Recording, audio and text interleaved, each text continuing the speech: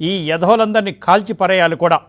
భారతదేశాన్ని తుదిముట్టించాలనుకున్నా, భారతీయులకు అన్యాయం చేద్దామనుకున్నా ఉగ్రవాద సంస్థలు ఏవి మిగలడానికి వీల్లేదు.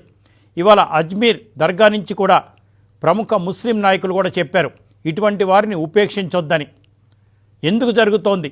సిమీ రూపంలోనా, ఇంకొక రూపంలోనా ఈ మత ఛాందసవాదులంతా కూడా హిందూ మతంపై దుమ్మెత్తిపోస్తున్నారు. హిందుత్వం అంటే వీళ్ళకి నచ్చట్లేదు. హిందూ మతంలో కులాల మధ్య ఎలా చిచ్చు పెట్టాలి, వాళ్ళకి ఎలా విడదీయాలి, దాంట్లో దూరి తమ మతాన్ని ఎలా పెంపొందించుకోవాలని చూస్తున్నారు.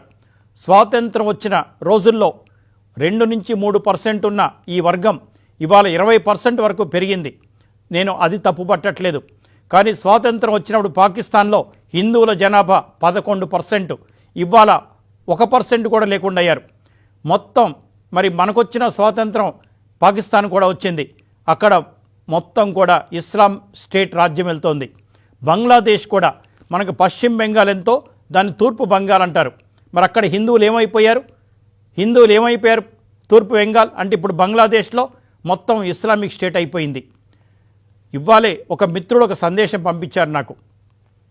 15 సంవత్సరాలు పరిపాలిస్తే ఇరాన్ ముస్లిమ్స్ చేతిలో ఇస్లామిక్ కంట్రీ అయిపోయింది. ఇరాక్ను కూడా 15 సంవత్సరాలు ముస్లిమ్స్ పరిపాలిస్తే అది ఇస్లామిక్ కంట్రీ అయిపోయింది. 21 సంవత్సరాలు పరిపాలిస్తే ఈజిప్టు, అది ఇస్లామిక్ కంట్రీ అయిపోయింది. 50 సంవత్సరాల పాటు యూరోప్ని క్రిస్టియన్స్ పరిపాలిస్తే ఆ దేశాలన్నీ కూడా క్రిస్టియన్ దేశాలు అయిపోయాయి. కానీ నా భారతదేశం, నా హిందూ దేశం 800 సంవత్సరాలు ముస్లిమ్స్ పరిపాలించిన, దండయాత్ర చేసిన ఘోరీలు, గజనీ మహమ్మదులు, ఔరంగజేబులు, ఇటువంటి ముష్కరులు ఎంతోమంది దాడి చేసిన నిలబడింది హిందూ ధర్మం. 200 పైచిలుకు సంవత్సరాలు క్రిస్టియన్స్ పరిపాలించిన, పరాయి దేశస్తులు పరిపాలించిన, ఎక్కడ కూడా మారలేదు. అదే హిందూ దేశం నిలబడింది, హిందుత్వం నిలబడింది. హిందూ దేవతలు పాదాలు కూడా తాకని పరిస్థితి మనం కల్పించాం. అది నా దేశ గొప్పతనం. ఎవ్వరు వచ్చినా మారం. కానీ కులాల మధ్యలో అంతరాలు పెరిగిపోతూ ఉన్నాయి. కులాల కుంపట్లు రాజల్చుకుంటున్నాం మనం. దీనివల్ల హిందూ ధర్మం, హిందూ మతం ఇబ్బంది పడే ప్రమాదం ఉంది. జాగ్రత్తగా ఉండండి. మనం అంటే పడని మతాలంతా కూడా కొంతమంది, అందరిని అంటలేదు, ఉగ్రవాదు శిక్షణ తీసుకొని ఉగ్రవాదులుగా మారి పరాయి దేశం నుంచి డబ్బు తెచ్చుకొని హిందూ దేశాన్ని అస్థిరపరచాలని చూస్తున్న వాళ్ళకి మనం కులాల మధ్య కుంపట్లు పెట్టుకొని వాళ్ళకు దారిస్తుంది కూడా మనమే. దయచేసి ఎస్సీ, ఎస్టీ, బీసీలను ఇక ఆపేయండి. సరిగ్గా చూడండి వాళ్ళని, ఈక్వల్గా చూడండి వాళ్ళని.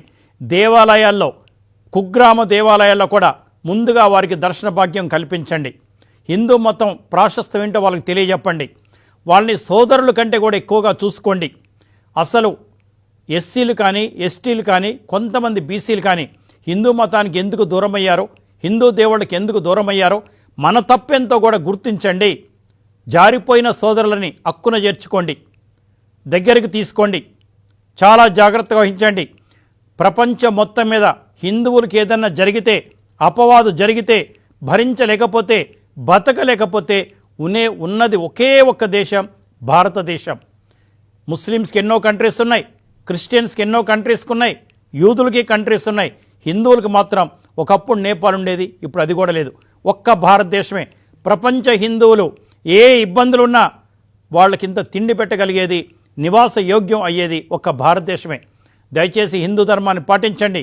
హిందువుల్ని గౌరవించకపోయినా పర్లేదు, కించపరచకండి. ఇంకా ఎక్కువ రోజులు ఊరుకునే ప్రసక్తి లేదు. ఆర్ఎస్ఎస్ మీద దాడులు చేస్తారు, బీజేపీ నాయకుల మీద దాడులు చేస్తారు, ప్రముఖ హిందూ సంస్థలపైన దాడి చేస్తారు, నాగపూర్ కార్యాలయం మీద రెక్కి నిర్వహిస్తారు. ఏం ఊరుకుంటారా? తమాషాగా ఉందా? హిందువులంటే పల్చనగా ఉందా? చులకనగా ఉందా? ఒక్కసారి గట్టిగా ఊస్తే కొట్టుకుపోతారు మీరంతా కూడా ఇక్కడి నుంచి. మంచిది కాదు. మీకు మోడీ గారి విధానాలు నచ్చకపోతే ఎలక్షన్లో చూసుకుందాం, అమిత్ షా గారి విధానాలు నచ్చకపోతే ఎన్నికల్లో చూసుకుందాం. అంతేగాని తుదముట్టిస్తారా? నిజంగా మీకు అంత శక్తి ఉందా? ఊరికే వాగుతున్నారు. జాగ్రత్తగా ఉండండి. This the final warning. మంచిది కాదు. మనమంతా కలిసి ఉందాం, దేశ అభివృద్ధి కోసం పోరాడదాం.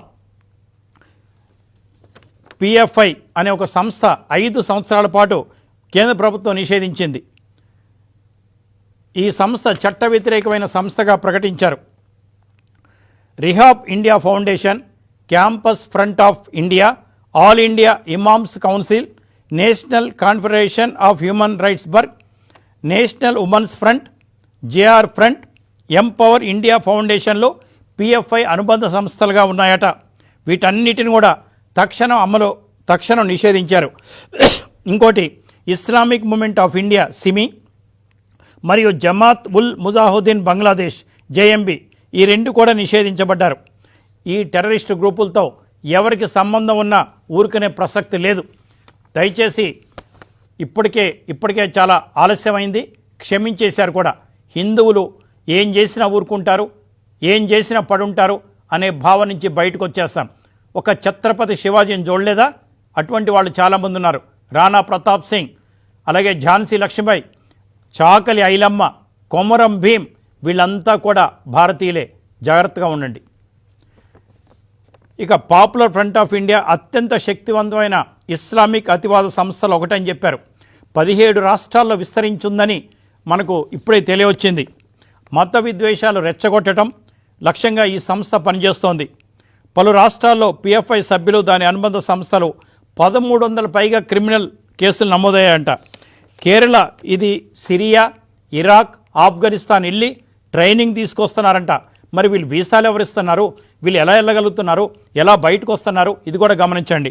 అలాగే 2021లో కేరళలో ఓ ఆర్ఎస్ఎస్ కార్యకర్త చంపేశారంట. అంతకుముందు 2019లో తమిళనాడులో హిందూ నేత వి రామలింగంని హత్య కూడా చేశారట వీళ్ళు. ఈ కేసుల్లో పిఎఫ్ఐ కార్యకర్తలు ప్రధాన నిందితులుగా ఉన్నారు. ఇంకా హిందూ మద్దతుదారులను చంపుదామని అనుకుంటున్నారట వీళ్ళు.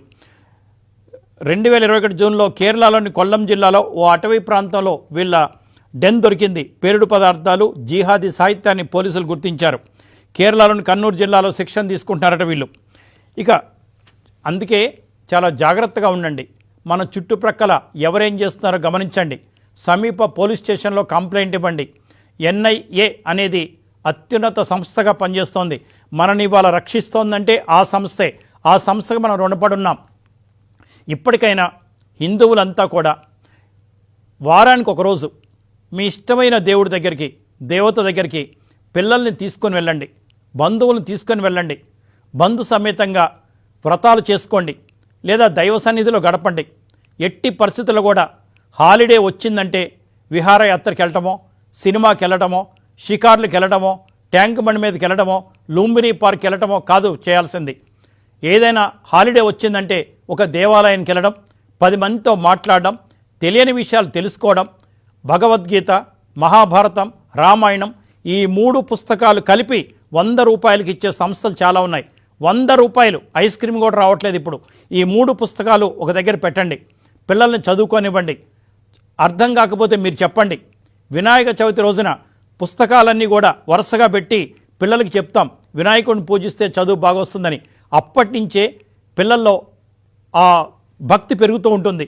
వినాయకుడిని పూజిస్తే చదువు బాగొస్తుంది, వినాయకుడిని పూజిస్తే ఉద్యోగం బాగొస్తుంది, లక్ష్మీదేవిని పూజిస్తే ఐశ్వర్యం వస్తుంది, సరస్వతీదేవిని పూజిస్తే జ్ఞాన విజ్ఞానం పెరుగుతుంది. ఇవి నేర్పండి సార్, ఇవి నేర్పండి. మొన్న మధ్య మేము బసవతారకం హాస్పిటల్కి వెళ్తే ఒక ప్రముఖ డాక్టరు ఒక గొప్ప మాట అన్నారు.